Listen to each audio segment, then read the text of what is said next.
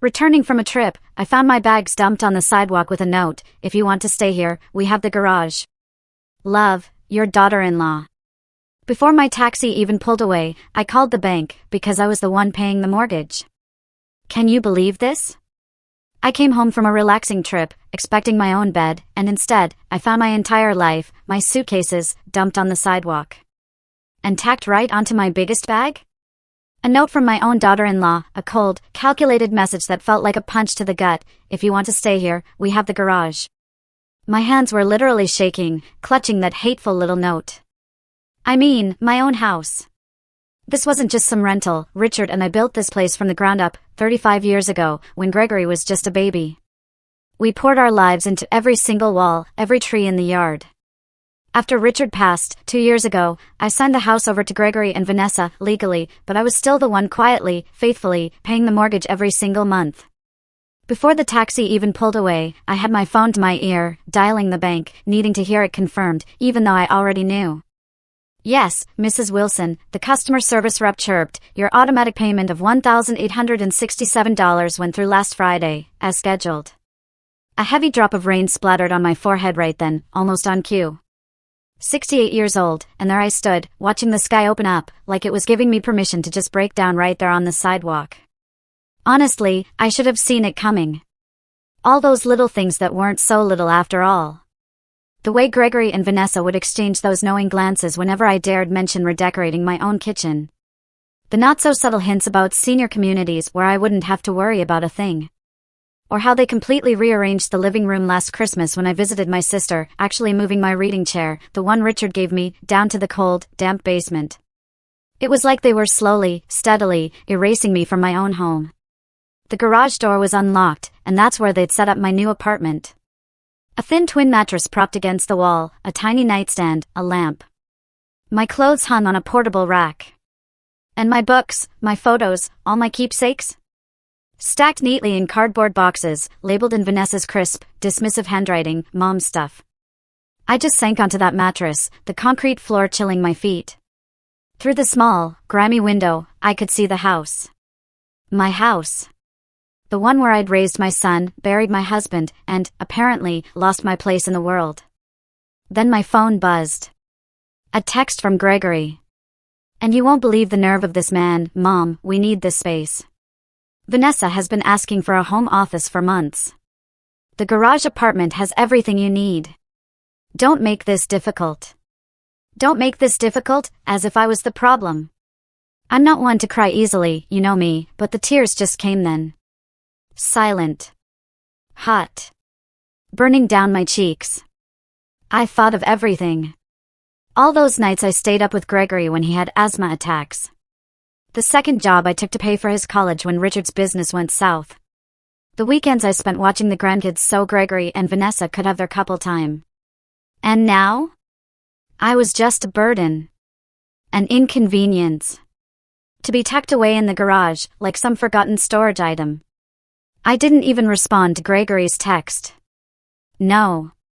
My first call was to Martha, my oldest friend. "Audrey, what's wrong?" she asked immediately, hearing the choke in my voice. "I need a place to stay," I choked out, the words catching in my throat like shards of glass. "They've put me in the garage." Martha didn't ask a single question. Just, "I'll be there in 20 minutes. And as I waited there, sitting on that miserable mattress, surrounded by the boxed-up remnants of my entire life, I made a decision. This house. It had been my heart for 35 years. I'd poured everything into it, my love, my savings, my dreams. And they actually thought they could just push me aside? The garage door rattled as the rain outside turned into a downpour. I looked at my trembling hands. And then, slowly, I curled them into fists. Oh, they had no idea who they were dealing with. I wasn't just Gregory's mother. I wasn't just Richard's widow. I was Audrey Wilson. And I was done being invisible.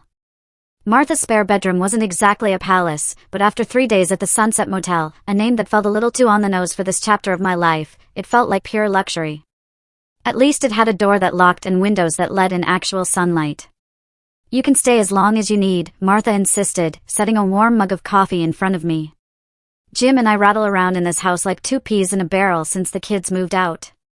I wrap my hands around the mug, just soaking in the warmth. I appreciate it, truly. But this can't be permanent. I need to figure out what to do about the house. You mean your house, Martha corrected, her eyes narrowing. The one you're still paying for. Martha, bless her heart, had been my friend for over 30 years. She knew Richard. She'd watched Gregory grow up. She'd been there through everything.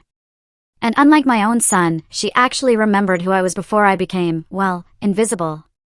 I keep thinking about when it all started to change, I confessed, staring into my coffee. After Richard died, I thought giving Gregory and Vanessa the house would help them. Emma had just been born, money was tight. And they took advantage, Martha finished for me, her voice gentle but firm. The memories surfaced then, like painful bruises I'd been trying to avoid pressing on. It was only about 6 months after the funeral. Vanessa started rearranging everything, claiming the house needed updating. My suggestions? Dismissed. My belongings? Slowly migrated to closets, then to the basement, then into storage bins. You know what Vanessa actually said when I objected to her throwing out Richard's fishing gear? We need to move forward, not live in a museum. As if my husband's memory was just clutter to be cleared away. Martha reached across the table and squeezed my hand. What about Gregory? Surely he stood up for you? I actually laughed. A hollow, broken sound that even surprised me. Gregory? I scoffed. Gregory said I was being difficult. That I needed to adapt to the new normal. His new normal apparently meant forgetting his father and sidelining his mother. The control, you know, it was so gradual I barely noticed it happening. First, they took over the kitchen, criticizing my cooking. Then came complaints about my TV shows being too loud, my friends visiting too often, my gardening taking up too much of their yard. Each time I surrendered, each time I backed down, it only emboldened them further. The worst part is, I enabled it all, I admitted, my voice thick. I kept paying the mortgage because I was afraid they'd struggle financially. I wanted to help them. To be useful. To be loved. Martha said softly, you were buying your place in that house, Audrey. In your own son's life. One mortgage payment at a time. The truth of her words stung, a painful jab to the gut. Then my phone buzzed again. Another text from Gregory. Mom, when are you coming to get the rest of your things? We need to convert the garage for Emma's playroom. I showed Martha the message, my hand trembling slightly. That ungrateful little, she bit off the word, catching herself. Audrey, there's something you should know. I didn't want to tell you because I knew it would hurt, but you deserve the truth. My stomach tightened into a knot. What is it? Last month, at book club, Vanessa was there. She'd had a few glasses of wine and started talking about their plans. They're putting the house on the market, Audrey. They want to buy that new construction in Oakwood Hills. The room seemed to tilt sideways. They're selling my house, they think it's their house, Audrey, Martha said gently. And technically, legally, it is. But morally? That's another story. I thought of the 35 years of memories embedded in those walls. Richard and I bringing baby Gregory home. Birthday parties. Christmas mornings. The garden Richard had built for our 20th anniversary. My husband's last breaths in our bedroom, surrounded by the life we'd created together. And they were just going to sell it all to strangers, without a second thought. What am I going to do? I whispered, feeling the panic rise. Martha's eyes hardened with resolve. First, you're going to stop paying their mortgage. Let's see how quickly their plans change when the bank starts calling. But what about my credit? I protested weakly. Second, she continued, ignoring me, you're going to talk to my nephew, Brian. He's a lawyer who specializes in elder rights. There has to be some legal recourse here. I'm not elderly. I snapped, a flash of my old self peeking through. Martha arched an eyebrow. You're old enough to be treated with respect, Audrey. Which is not what's happening here. She was right. For 2 years, I'd been shrinking myself, becoming smaller and quieter to avoid being a burden. And where had it gotten me? Evicted from my own home, my belongings packed in boxes, my very existence reduced to an inconvenience. As the harsh reality of my situation crystallized, something else emerged from beneath the hurt and betrayal. A slow, quiet, burning anger. A feeling that was almost foreign after years of accommodation. Okay, I said, straightening my shoulders, a sudden strength in my voice. Let's talk to Brian. Martha squeezed my hand. That's my girl. And Audrey, remember who you are. You're not just Gregory's mother or Richard's widow. You're Audrey Wilson. And it's about time everyone remembered that. For the first time since finding my suitcases on the sidewalk, I felt a flicker of something that might have been hope. Or maybe it was pure determination. Either way, I wasn't going down without a fight. Brian, Martha's nephew, was not what I expected. With his jeans and Henley shirt, he looked more like a college professor than a lawyer. But his eyes were sharp, piercing, as he reviewed the mortgage statements I'd brought. So, you've been making payments on a house that's no longer in your name, he said, frowning. And your son and daughter-in-law have been living there rent-free while planning to sell it? Put so bluntly, it sounded absurd, even to me. Yes, I nodded, embarrassment flushing my cheeks. And they evicted you to the garage. How on earth had I allowed things to reach this point? You have options, Brian said, his voice calm. The financial arrangements could constitute a verbal contract. At minimum, you could sue for recovery of the mortgage payments you've made since the property transfer. Martha, who had been uncharacteristically quiet, spoke up then. She needs to confront them first. Make them understand what they've done. Brian looked skeptical, but I knew Martha was right. Before taking legal action against my own son, I needed to give him one last chance to make things right. And that's how I found myself standing on the porch of my own home the next day, my heart pounding like a drum as I rang the doorbell. I'd lived in this house since before Gregory was born, yet here I was, a visitor, requiring permission to enter. Vanessa answered, her surprise quickly masked with that tight, almost triumphant smile. Audrey. We weren't expecting you. I need to speak with you and Gregory, I said, my voice steadier than I felt. She hesitated, then stepped aside. Of course, come in. The living room had changed again, of course, since I'd left. My old reading lamp was gone, replaced by some modern monstrosity I didn't recognize. The family photos I'd arranged on the mantel had been rearranged, with several of Richard's now conspicuously missing. Gregory emerged from the kitchen, wiping his hands on a dish towel. Mom, what are you doing here? I came to talk about the house, I said, looking from him to Vanessa. Martha told me you're planning to sell it. Their exchanged glance confirmed everything.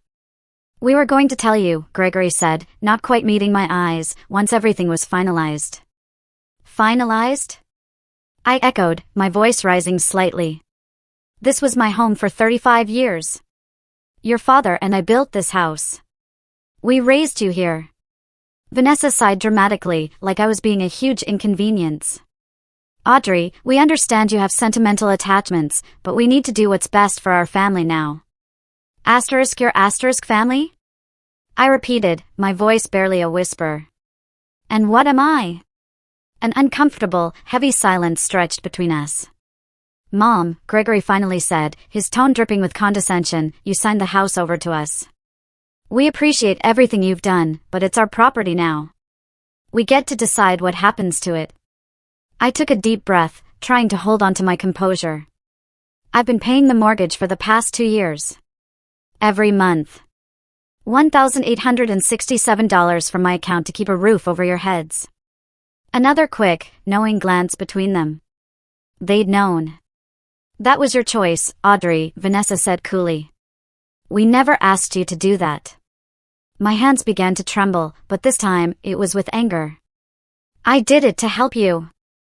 Because that's what family does. And we're grateful, Gregory said, though his tone suggested anything but. But that doesn't change the legal situation. The house is ours. So my 35 years here? My financial support? My role in this family? None of that matters? Gregory just shrugged, looking uncomfortable but utterly unmoved. Mom, you're making this more dramatic than it needs to be. We can help you find a nice senior apartment. I don't need a nice senior apartment. I snapped, my voice cracking with suppressed fury. I need my son to show an ounce of decency and respect. Vanessa stepped forward, her smile stretched impossibly tight. Audrey, I think you're getting emotional. Perhaps we should continue this conversation another time. That's when I knew. Truly knew. There was no fixing this. The son I'd raised, the boy I'd loved with every fiber of my being, was gone. In his place stood a stranger who saw me as nothing more than an obligation, a problem to be managed. I've stopped the automatic mortgage payments, I said quietly, the words dropping like stones into the tense silence. Gregory's expression changed instantly. You what? If you want to sell my home, you'll need to pay for it yourselves. You can't do that. Vanessa's voice rose, shrill. What about our credit? We have plans. Yes, I said, my voice ice cold. I hear Oakwood Hills is lovely this time of year. Gregory's face darkened, a familiar petulant look forming. Mom, the house was Dad's gift to me. You know that. It was never really yours. The words hit me like a physical blow. Never really yours, 35 years of my life, dismissed in 5 cruel words. I see, I said, my voice barely audible.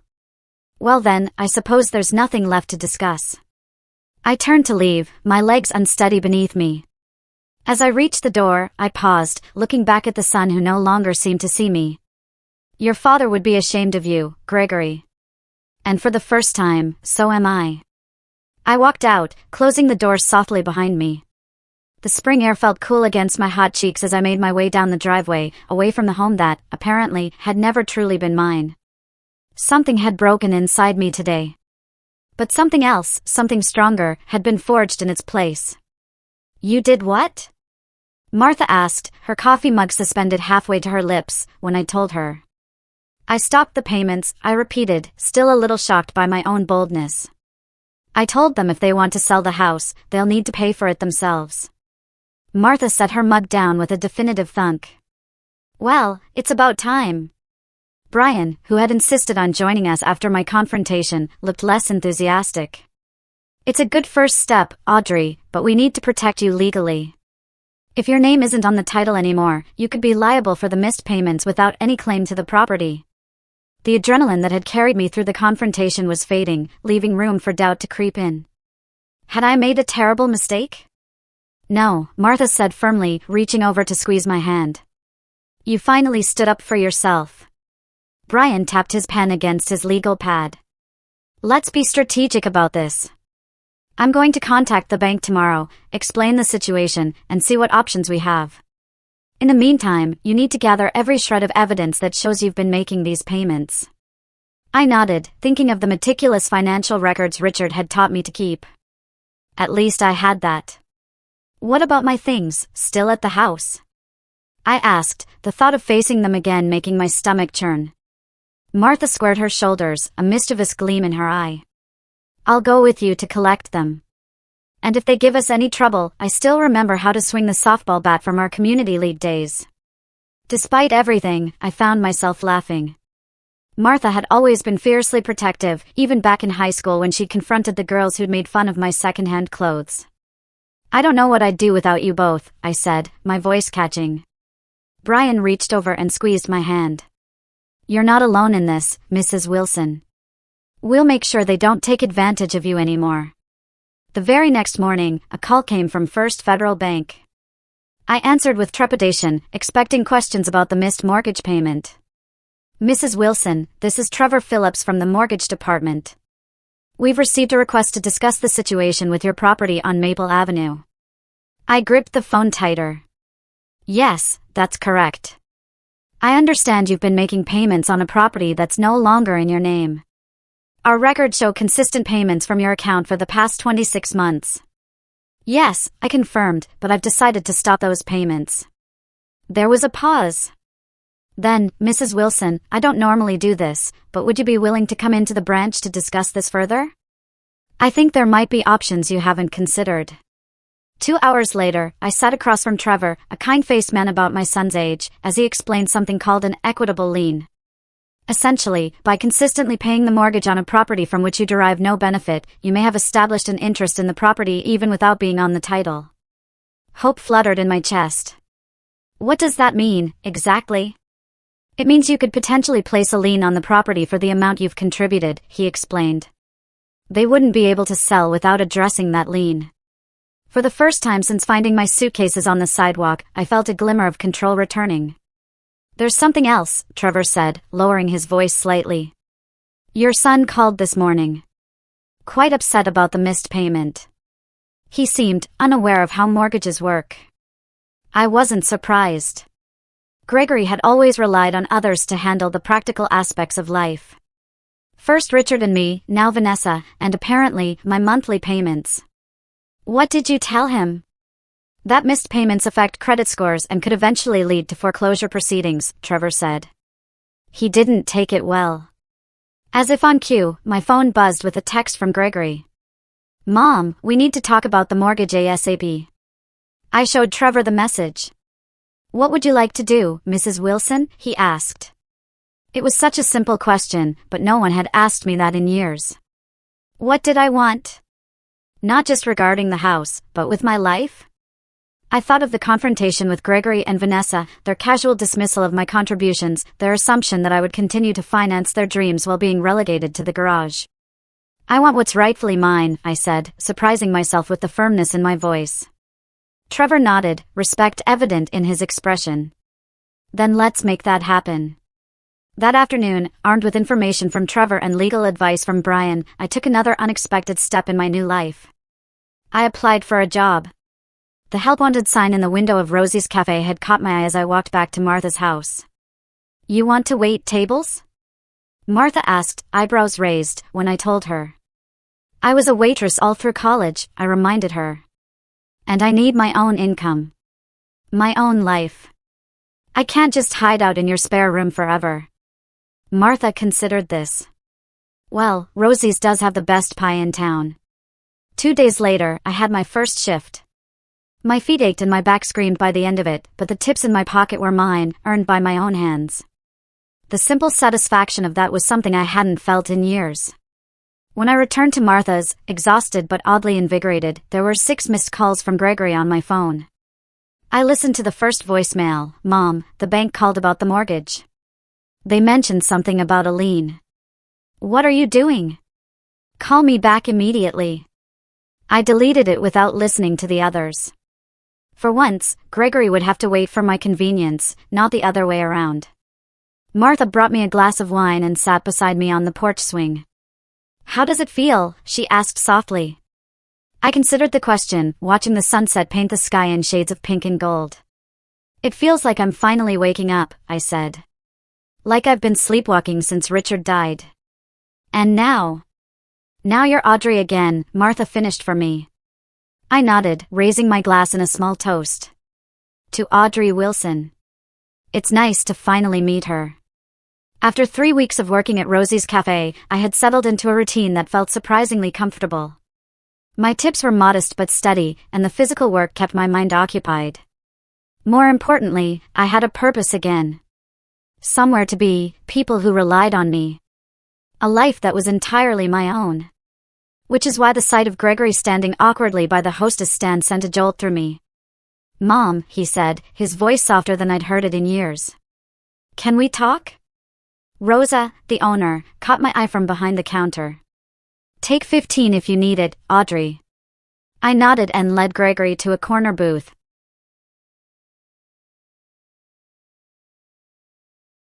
Away from my regular customers, who had become something like friends. You look different, he said, studying me. I smoothed down my apron. I am different. Gregory shifted uncomfortably. Mom, about the house. I'm not discussing that here, I interrupted, holding up a hand. If that's why you came, you're wasting your time.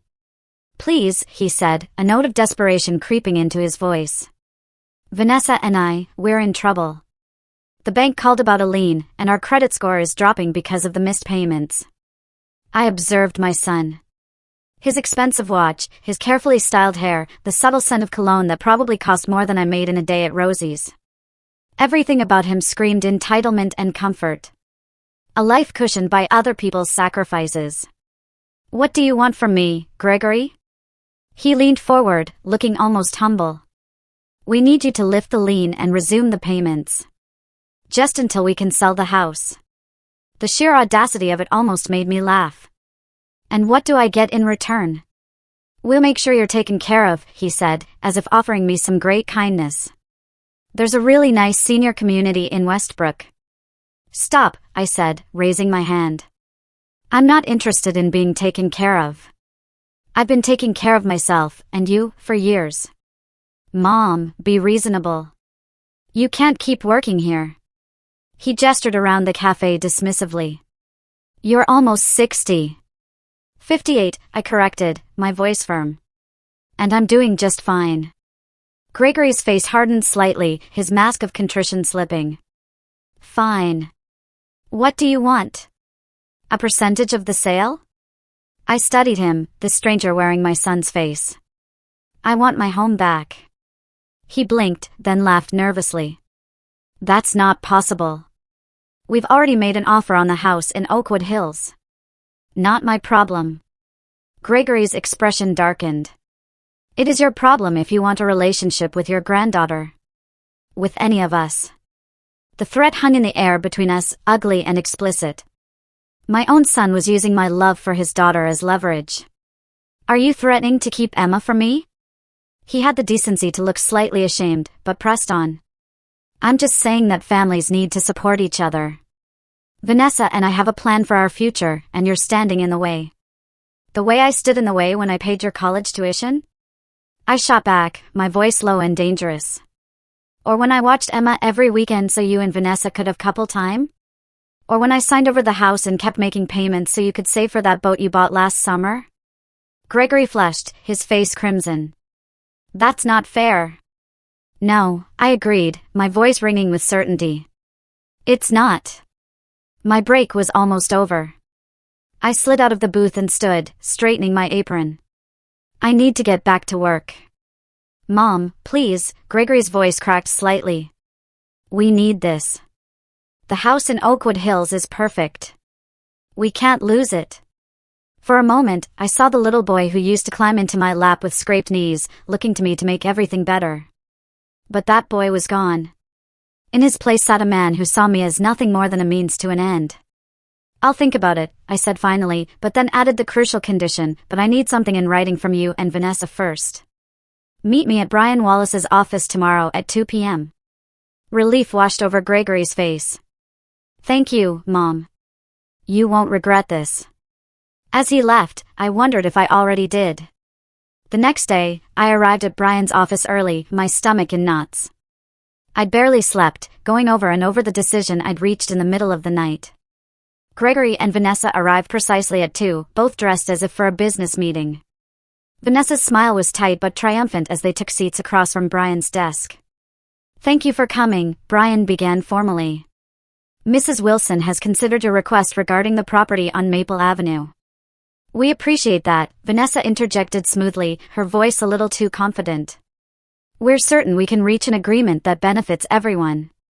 Brian slid a document across the desk.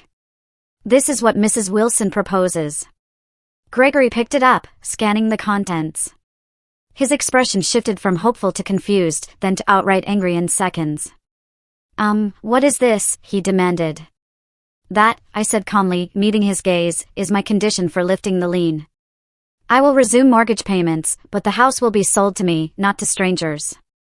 Vanessa snatched the paper from Gregory's hands. This is ridiculous.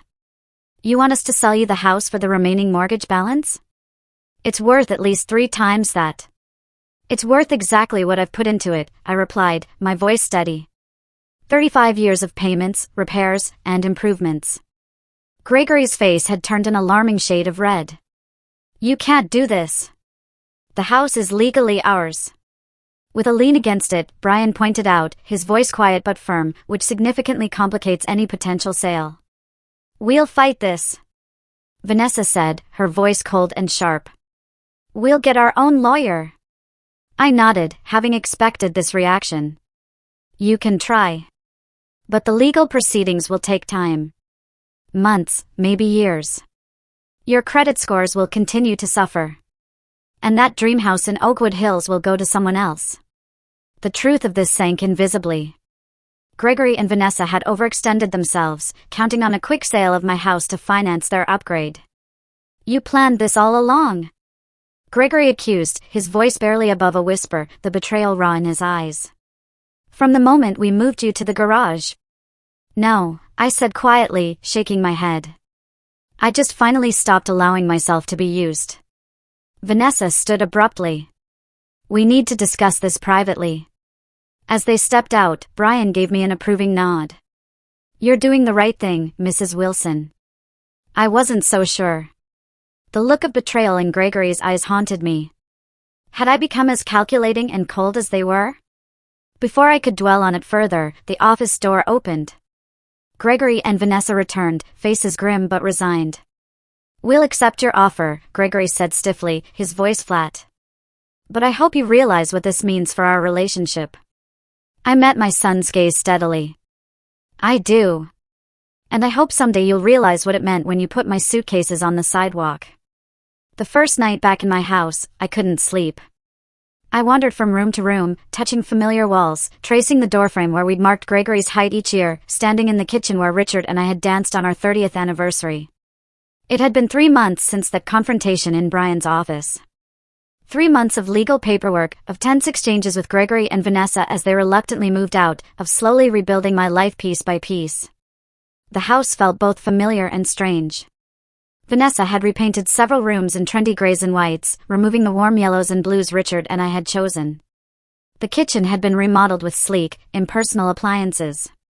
But underneath the cosmetic changes, the bones of the home remained, the squeaky third step on the staircase, the way sunlight filtered through the bay window in the afternoons, the slight tilt to the floor in the upstairs hallway that Richard could never quite fix. I stood in the master bedroom, now empty of furniture except for the bed I brought from Martha's spare room. This room, where Richard and I had shared our lives, where he had taken his last breath, felt sacred somehow. I'm home, I whispered, as if he might hear me. The silence that answered wasn't lonely. Just peaceful. For the first time in years, I was exactly where I belonged. The doorbell rang the next morning as I was unpacking my modest collection of dishes. I opened it to find Martha holding a pot of soup and a bottle of wine. Housewarming, she announced, marching past me into the kitchen. Though I suppose it's technically a homecoming. I laughed, following her. It feels like both, honestly. Martha set her offerings on the counter and turned to survey the kitchen. Good Lord, what did that woman do to your beautiful oak cabinets? Painted them gray and replaced all the handles with something called brushed nickel, I said.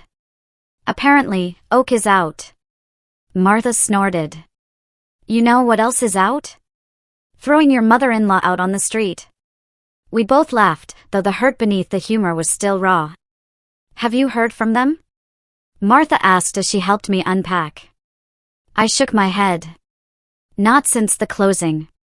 Gregory made it clear that I'd chosen the house over them. That's not what happened, and you know it, Martha said firmly. You chose self-respect. There's a difference. I wasn't sure Gregory would ever see it that way, but I had made peace with my decision. The alternative, continuing to let them use me while treating me like an afterthought, was no longer acceptable. Well, Martha said, opening the wine, to new beginnings. We clinked glasses, and I felt a surge of gratitude for this woman who had stood by me when my own family hadn't. The following weeks brought a steady rhythm to my days. Mornings at Rosie's Cafe, afternoons spent slowly restoring the house to something that felt like mine again. I didn't have the money to replace all of Vanessa's modern updates, but I could add touches that brought back the warmth, colorful throw pillows, family photos returned to the mantel, Richard's fishing gear hung proudly in the den. One Saturday morning, I was planting tulip bulbs in the front garden when a familiar car pulled into the driveway. My heart jumped to my throat as Gregory stepped out, looking uncertain.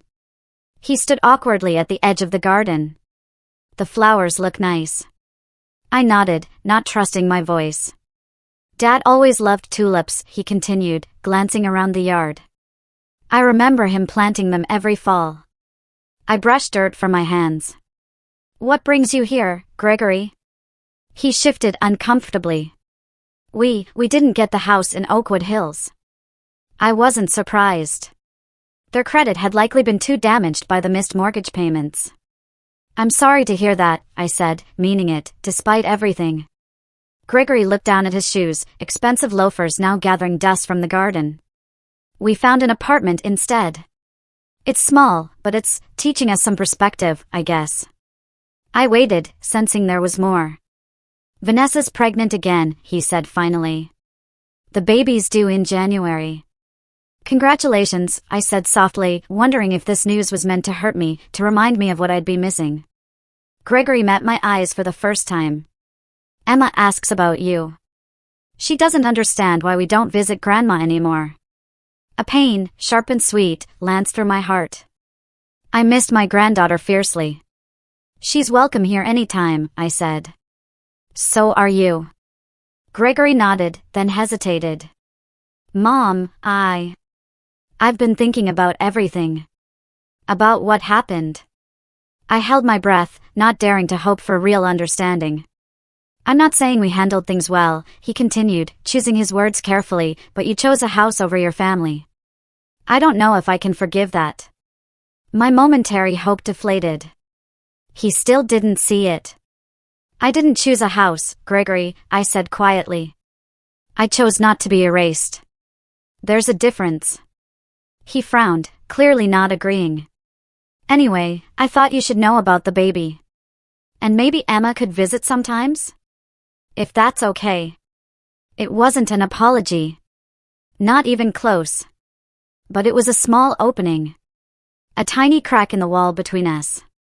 I'd like that, I said. After Gregory left, I sat on the porch swing, processing the encounter. The relationship with my son was damaged, perhaps irreparably. He still couldn't see how deeply he had hurt me, how fundamentally he had betrayed my trust. But he had come today. Had reached out, however inadequately. It was a start. Not an ending. That evening, Martha and her husband Jim came over, along with Rosa from the cafe and Brian and his wife. We sat in my backyard, the same yard where I'd hosted Gregory's high school graduation party, where Richard and I had celebrated anniversaries, where life had unfolded in all its messy glory. As twilight settled around us, the conversation flowing easily among these people who had become my chosen family, I felt a profound sense of peace wash over me. A toast, Martha declared, raising her glass. To Audrey Wilson, who reminds us all that it's never too late to reclaim your life. Everyone clinked glasses, smiling warmly at me. Later, as the stars emerged in the clear summer sky, I sat alone on the porch, listening to the familiar creaks and sighs of my house. I thought of Richard, of the life we'd built, of the son we'd raised who had somehow lost his way. I thought of the woman I'd become in these past months, stronger, more determined, unwilling to be diminished for anyone's convenience. The house around me wasn't just walls and a roof. It was a testament to survival. To resilience. To the quiet, unstoppable power of a woman who had finally learned to put herself first. I was home. Not just in this house, but in my own life. And for the first time in years, that life stretched before me, full of possibilities that were entirely my own.